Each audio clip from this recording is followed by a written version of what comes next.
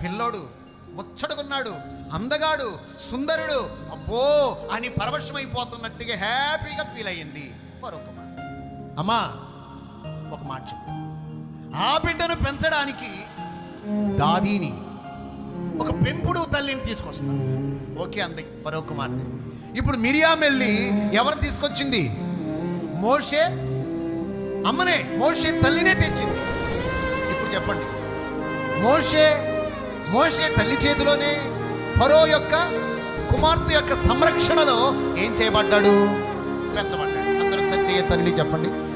ఇప్పుడు ఎవరైనా మోషే దగ్గరికి కత్తి పట్టుకుని వస్తాడా? మాట్లాడు, రాడు. ఎవరు ఆ బిడ్డ మీద చెయ్యి వేయడానికి వీలు లేదు, మాట అంటానికి వీలు లేదు. ఒక మాట చెప్తాను, దేవుడు అంటాడు, నేను నిన్ను విడిపిస్తాను, నేను నిన్ను భద్రముగా కాపాడుతాను. చెప్పండి హల్లెలూయా.